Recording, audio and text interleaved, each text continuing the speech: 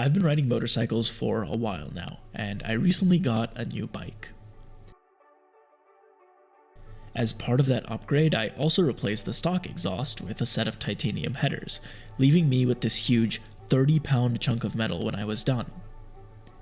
I did something similar on my last bike too, but I never knew what to do with it.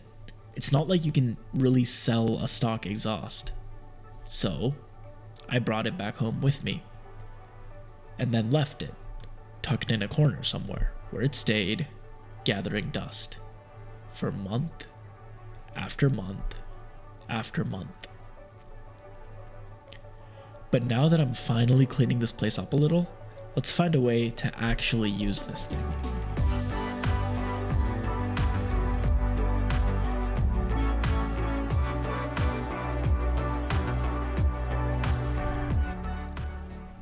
I was riding around with this exhaust on my bike for about 1,000 miles before I switched it out, so this thing is pretty dirty.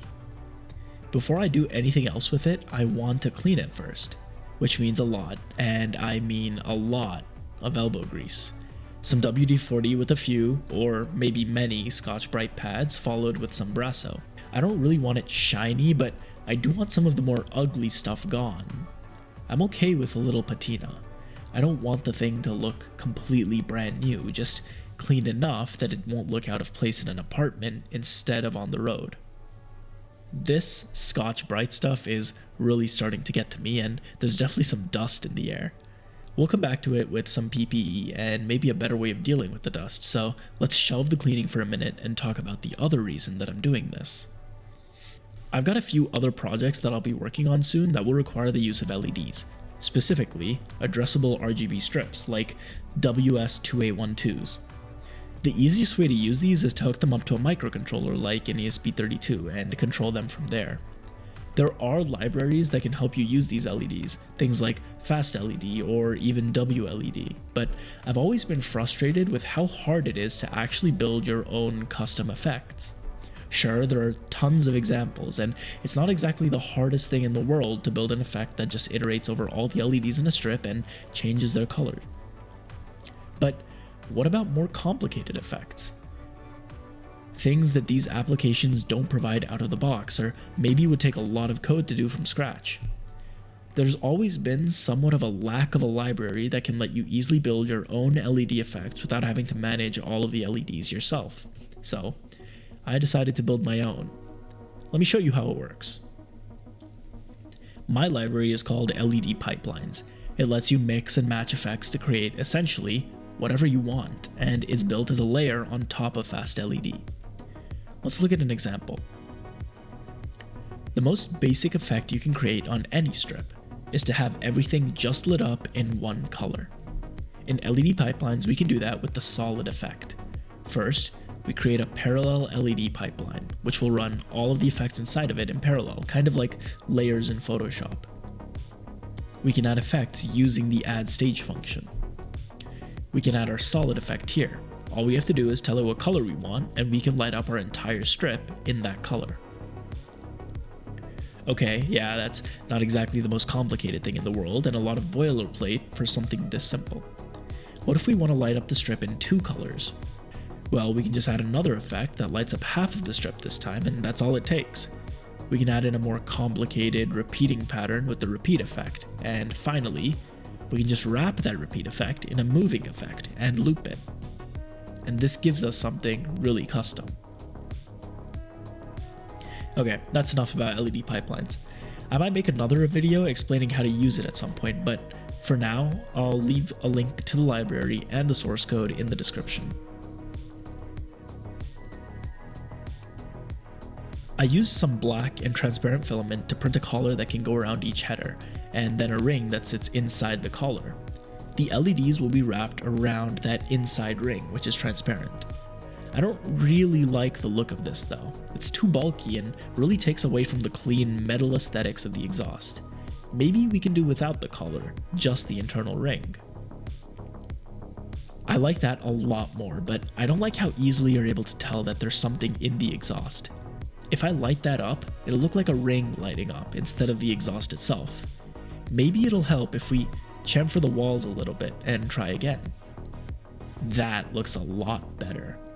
I can test how it looks with the LEDs around it, and that was definitely the right choice. Sleek enough to blend in, but still big enough to light up well. Let's print it out a few more times and then get them ready to add to the exhaust. Now, I'll solder some wires to some LED strips. I have a little filtered fan that I use whenever I'm soldering indoors. We'll just wrap some LEDs around each of the header rings and then solder on some nice big long leads to each of those.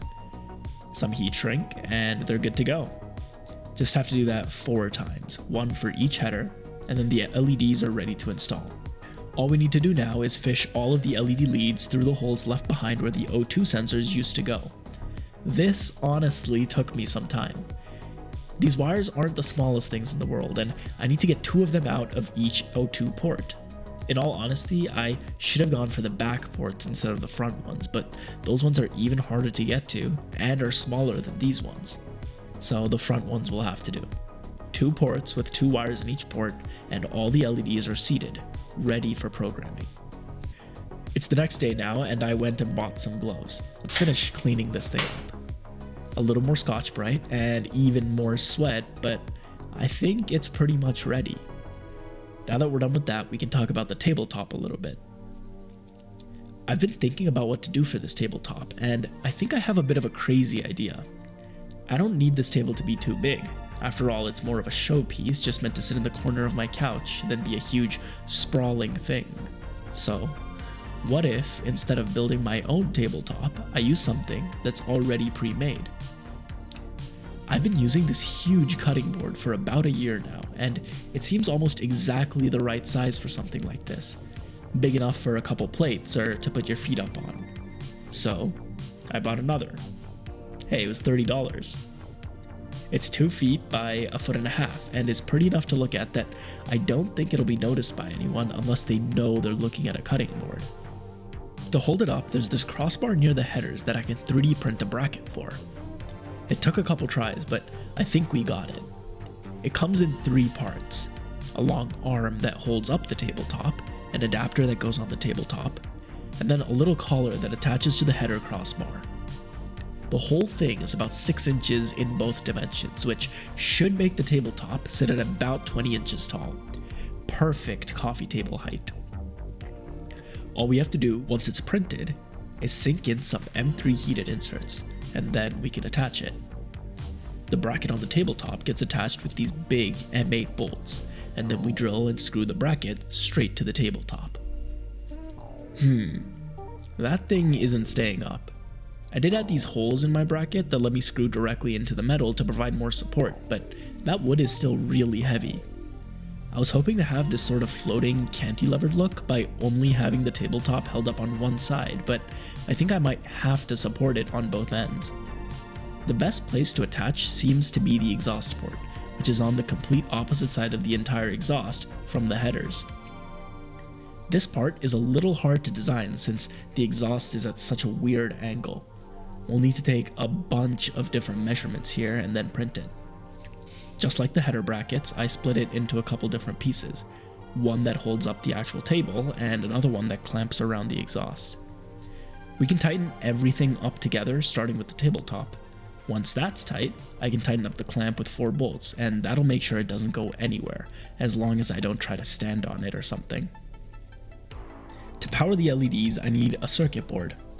For circuits like these, I'd like to get them custom manufactured, but I'm not sure if it's worth it when it's just a single board, so I'll just make it myself from a piece of proto board. The circuit board has a bunch of parts, but it's pretty simple. Power comes in through a USB-C port and splits into 12-volt LED power and 3-volt ESP32 power. Then there's a row of pin headers on the end that the LEDs can connect to. Each LED gets power, ground, and signal wires, so I don't have to do any special slicing. Everything can go really cleanly together, and each LED gets its own port. One of the last big things is the legs. I printed these pretty simple feet that attach to the headers and under the cat, just like the tabletop. They get a little collar to bolt them to the headers and keep them in place. That looks pretty good. Let's just check with a laser level and... shoot. This thing isn't level at all. Instead of trying to fix that with some rigid feet, I think it makes sense to make some actual leveling feet here that can move.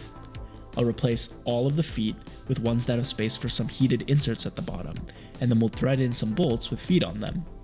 Now, I can level each corner individually instead of having to mess around reprinting everything 1,000 times. The header feet will get epoxied in place to keep the top clean. It'll come off easy enough if I ever need to replace these feet. Pro tip, I can actually just level the feet with the table upside down like this. That way I don't have to actually fight the entire weight of the table, and when I flip it back over, it'll still be level. While it's upside down, I loaded up a test program I wrote that just cycles everything through red, green, and blue. Let's test by plugging everything in and powering it on through the USB-C port. That seems to be working pretty well, so while we're here, I'll clean up all the wires with zip ties and make sure it looks pretty. Now there's just the one USB wire going to the table, and nothing else. While I was putting the feet on, I noticed that the rings for the LEDs kept falling out. To keep them in place, I'll put in a little bit of super glue. I did actually plan for this. There's a set screw hole in each header. I just can't find a good way to get into such a tight space, so glue will have to do. For the one on the exhaust, which I'll put in now, we can just put in an actual screw to hold it in place since there's a lot more space to work with here. The last thing to do is to write a real program. I want it to look like the engine is still active. I want the header and exhaust ports to light up and pulse like there's a piston firing, sending hot exhaust their way, just slowed down a ton so it kind of looks like a lava lamp, fading in and out. The sort of thing you can stare at all the time without ever getting bored. To do this, first I'll set up some pretty simple code that just limits each effect to only apply within a specific range. In this case, it'll limit each effect to only run on one strip. Then, we can set up an effect that will continuously pulse color by fading in quickly and then fading out nice and slow. All of this is randomized, so the longer the table is on, the more chaotic and unpredictable it gets.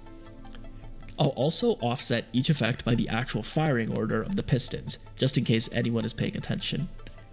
Finally, we'll just add one of these effects for each strip. I'm not super set on these values yet, but they do look pretty good to me. I can program the microcontroller, disconnect it from my computer, and then power it from any old USB-C port.